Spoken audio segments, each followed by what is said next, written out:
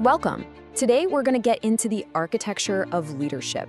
And no, I don't mean office layouts. I mean the mental framework, the very way great leaders think and make decisions. We're going to break it all down. So let me start with a question for you. What do you think is a leader's most powerful, yet most often overlooked tool? You know, it's not their charisma, it's not their budget, it's not even their team. It's the one thing they have absolute control over, but so often struggle to manage: their own mind. How a leader thinks, well, that directly shapes how they lead. And at the very heart of this whole challenge is an idea called cognitive load. Just think of it like your brain's Wi-Fi signal. When you've got too many tabs open, too much information, too many decisions, constant distractions, that signal gets weak and your strategic clarity just tanks. The best leaders aren't necessarily smarter. They're just absolute masters at managing this load. So, how in the world do they do it? Well, it's not magic. They start by building a really strong mental foundation. And it turns out, every great strategic mind is built on top of 5 specific, fundamental thinking skills. So let's dig into what those are. Okay, so this is the bedrock, the absolute non-negotiables. First up is observing, and that means really seeing what's happening, not just what you expect to see.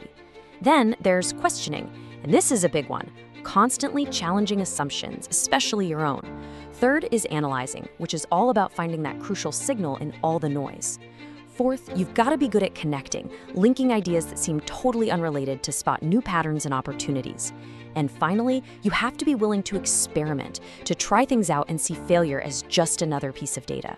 Honestly, without these 5, the rest of the structure just falls apart. Now here's where things get really interesting. Those 5 skills we just talked about, they don't just sit there in isolation. The real magic, the real power, comes when a leader starts to combine them, to weave them together into more advanced, more nuanced ways of thinking. And this is what that looks like in action. For example, when you take that foundational skill of observing how your team interacts and you combine it with questioning your own biases, boom, you get powerful conversational thinking. Or what if you blend the skill of connecting completely random ideas with a willingness to experiment? Well, that's how you unlock innovative thinking. You see, it's this active synthesis that takes a leader from just processing information to actually having a huge impact. All right, so let's climb to the top of our pyramid. We've got the foundation, we've seen how the skills combine. Now let's look at the 3 advanced thinking tools that really separate the good managers from the truly strategic ones. First up, metaphor. And I know this might sound more like something from an English class, but trust me, it's an incredibly powerful cognitive tool. A really good metaphor can take a complex, messy strategy and make it instantly click for an entire company. It gets everyone on the same page, rowing in the same direction. Next up in the toolkit, we have models. Let's be real, the world is overwhelmingly complex. It's just too much to hold in your head at once. So what do leaders do? They use models, simplified maps of reality to structure their thinking and make sense of all that chaos.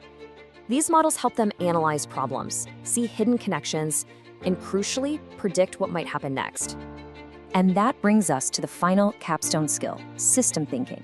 This is the ability to stop seeing isolated events and start seeing the interconnected patterns. A leader who gets this understands that the organization is like a living ecosystem.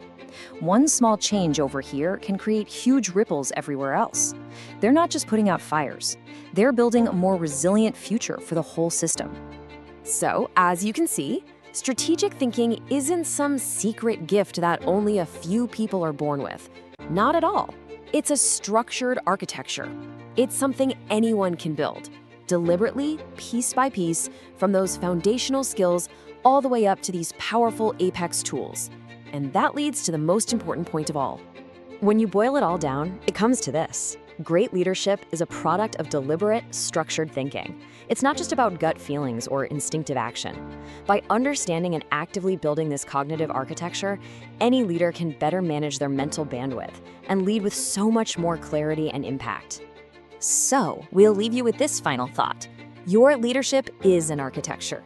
Every day, you are the one designing it, building it, and reinforcing it. The only question left is, what will you build?